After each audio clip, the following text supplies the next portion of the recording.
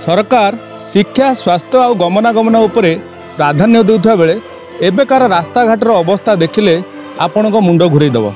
बर्तमान आम अच्छु बालेश्वर जिला सिमुलिया ब्लॉक अंतर्गत मैतापुर पंचायत एवं मैतापुर पंचायत रु जो छक पाखु जो अबजुणा पर्यंत रास्तार अवस्था देखिले आखिरे विश्वास करें। ये किछि दिन तले एठी नुआ पिच पड़िथिला एवं यार अवस्था बर्तमान जहाँ आपण मुंड घुरेदेव। आउ किछि दिन पर स्कूल खोलिबो, पिला माने ए रास्ता दे जिबे, अनेक गाड़ी चलाचल करुवा बेले राणीताल कलभर जोगु ए रास्तार अवस्था बर्तमान फाटी दी फाड़। या प्रशासन निद्रा भंग होउनथिबा बेले बारंबार लोक माने असुविधार सम्मुखीन होउचंती एवं एहाकु नै लोक मानक भितर कोन प्रतिक्रिया अछि आसंतु पचारि बुझिबा। मु किरण हिंदा मैतापुर मासेरु 1.5 मास तले रास्ता काम होइतिला। बालीगढ़िया छकरू अबजुणा छक पर्यंत पाखापाखि 3 ରୁ 4.5 किलोमीटर। ये मासे तलर रास्ता आप देखिए बर्तमान रास्तार अवस्था शोचनीय रु अति शोचनीय अवस्था। इवेन एपरी अवस्था हो गलानी 2टी बाइक गोटे रास्तार जीवा कष्ट हो गलानी। मासे तलर काम होती कौ निम्न मानर काम आप देखिए वीडियो जानीपर एते अत्यंत निम्न मानर काम। बर्तमान प्रत्येक दिन माने दुर्घटना घटी चलती रास्ता 3 किलोमीटर 3.5 किलोमीटर बालीगढ़िया छक अबजुणा छक पर्यंत। आम ग्रामवासी तरफ बीडीओ को तहसीलदार को आम लेवल जी साधारण लोक हिसाब से आम भेटिलु किसी फल ना। आपण मान संवाद मान सहयोग आम लोड़ीचु। ये रास्ता उपर प्रत्येक दिन पाखापाखि 7 ରୁ 8 पंचायत लोक डिपेंड कर 6-7टी पंचायत 7-8टी पंचायत को कनेक्ट करुचे रास्ता।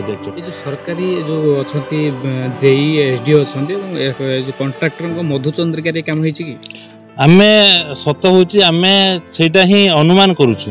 कहीं आप चिंता कर गोटे मास भी रास्ता जीवनी इमित एते निम्न मानर काम गोटे मास भी रास्ता गलानी। ये प्रकार अवस्था दाबी रहा निश्चित। ये रास्ता काम आग को वर्षा दिन आसूची 2-2टा हाई स्कूल कॉलेज पिला डिपेंड कर आसंता वर्षा ऋतु पूर्व मास 1.5 मास भीतर रास्ता काम माने दीर्घ स्थायी काम नहेले निश्चित भाव गाँववासी आंदोलन कर आंदोलन भाई सी धरण हम कहीं व्यक्तिगत स्वार्थ नुह। गौरीमणि महारा कौन कहे रास्ता बाबद रास्ता गोटे आम घर सामने खंडे रखीदे सेमती पूरा खाल जाकि जो ट्रक 30-40 मैं प्रत्येक दिन जाऊँ ट्रक खाल एमती है मानने बहुत असुविधा। 2टा बाइक भी पास कर पानी। स्कूल छुट्टी ना स्कूल खुली छोट छुआ मैंने जाए केमी सैकल भी चलिकी छोट छुआ मैंने केमी जी आ दुर्घटना केमी रक्षा करेंगे से मानने दाबी आ सागे सागे जमी आम तो कहूँ आम देखुना ना कौन रास्ता कौन आखि समस्त चलचन ना राजनीति वाला गोटे सब कौन आखि चलचन। मु श्री शरद चंद्र दास मैतापुर आमिदामगढ़। आप रास्ता कथा कहले न सरे आपंकर रास्ता मैतापुर छकू अबजुणा को रास्ता लगी। ये रास्तार ये किसी दिन हम गाड़ी मोटर जावास ओजन गाड़ी सब नहीं रास्तार अवस्था ना चलिकी जा बड़ा मुस्किल हो जाए। रास्ता सरकार नजर जदि पड़ता सरकार कौन दायित्व नियंते ये रास्ता भल हो पारता। रास्ता एत खराब होबार कारण कौन रहा निम्न मानर काम आपणकर खाली चिप्स 15 दिन भी है ना। ये जो 1 इंच 2 इंच गोटे पिच रास्ता टी पकईदे देखा ओजन गाड़ी जावापर सब काम सब रास्ता गुड़ा फाटिक सब येगला। गोटे पेसेंट गोटे आम्बुलांस जापारूनी गोटे डेलीवरी स्त्री लोक ये खटिया पुणी कौन एटा कौन मालकानगिरी हो ना कौन।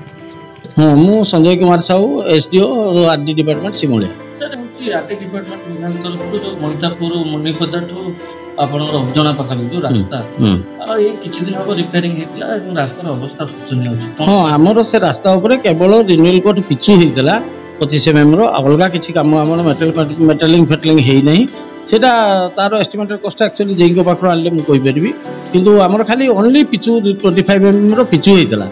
बर्तमान रानीताल पाखे जो केनाल क्रॉसिंग चली तार जो ब्रिज चलती से डाइवर्सन ये गाड़ी सब हेवी लोडेड गाड़ी से रोड प्लाई करने जो आपंकर किसी जगह बीटी डैमेज होता मुझे एक जन सागर कथा होती आम बर्तमान रिप्रेजेंट किसी अलॉटमेंट ना सार कहले ठीक अच्छे मुझे देखुची कौन विभागीय जंत्री और ठिकादार निद्रा भंग होता बेले लोक नाही नथिबा असुविधार सम्मुखीन होउचंती एवं रास्ता उपरे 10 टन ऊर्ध्व भारी जान जीवार नियम नथिबा बेले बड़ बड़ जान जाई रास्तार अवस्था एकदम शोचनीय हो पड़ा। तेणु यह प्रशासन कौन पदक्षेप नेउछि ता आगामी दिन में देखा बाकी रहा। बालेश्वर अक्षय कुमार जेना, RCN ओडिया।